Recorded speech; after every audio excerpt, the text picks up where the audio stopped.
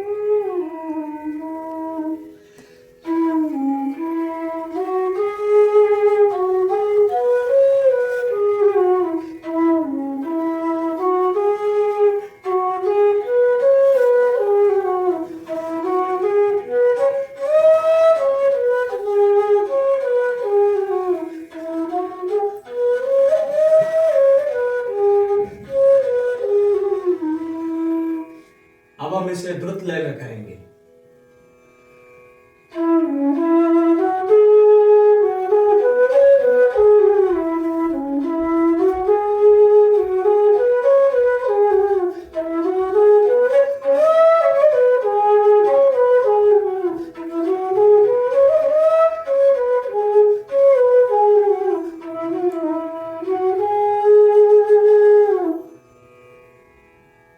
पूर्व रंग समाप्त हुआ।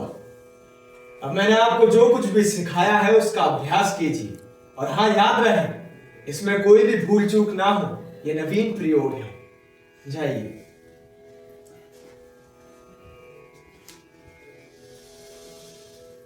ऋषिगण पधार रहे हैं। प्रणाम स्वीकार करें मुनिवर। प्रणाम। सदा इसने ही बने रहे। आइए बैठिए। बताइए किस प्रयोजन से आना हुआ?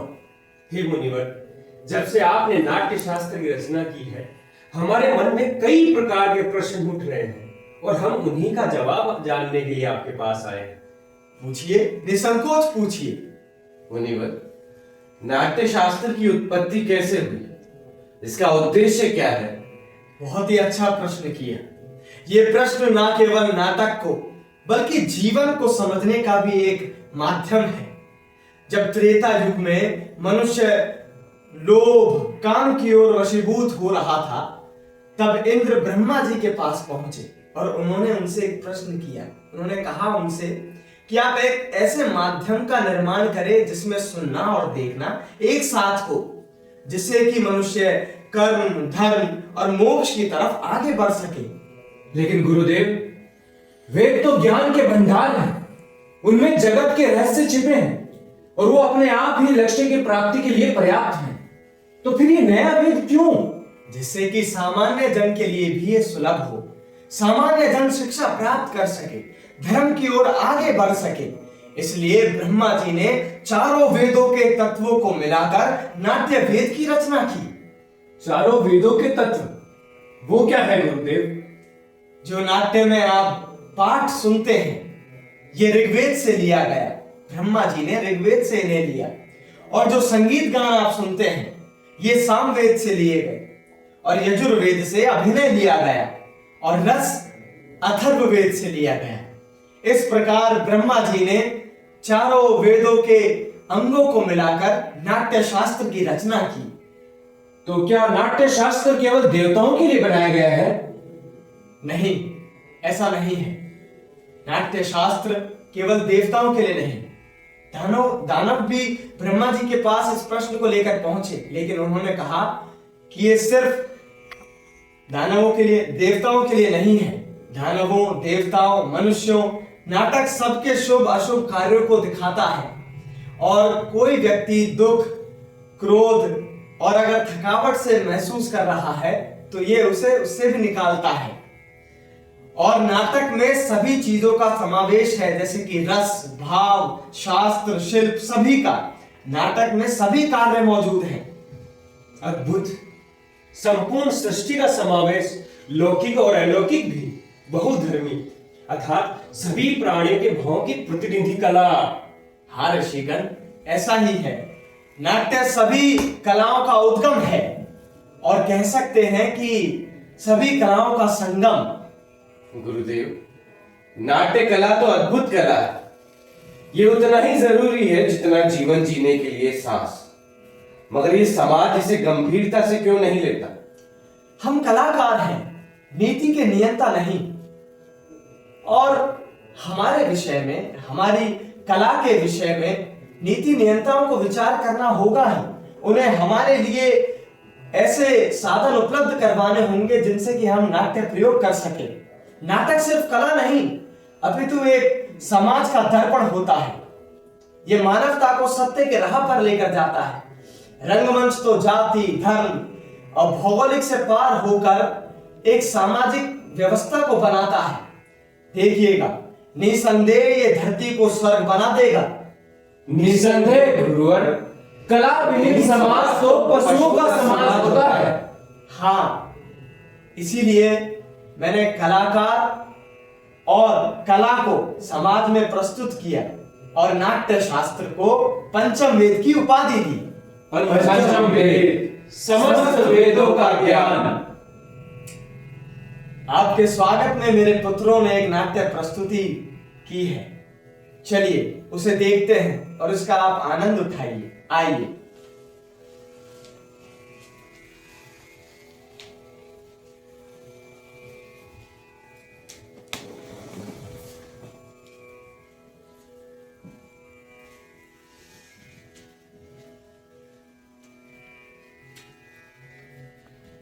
वृद्धि हो इस राष्ट्र की आशा सभी की पूर्ण हो। वृद्धि हो इस राष्ट्र की आशा सभी की पूर्ण हो। सृष्टि वो आनंद की जग में सदा संपूर्ण हो। सृष्टि हो आनंद की जग में सदा संपूर्ण हो। धरती सदा फूले फले ऊपर विमल आकाश हो। धरती सदा फूले फले ऊपर विमल आकाश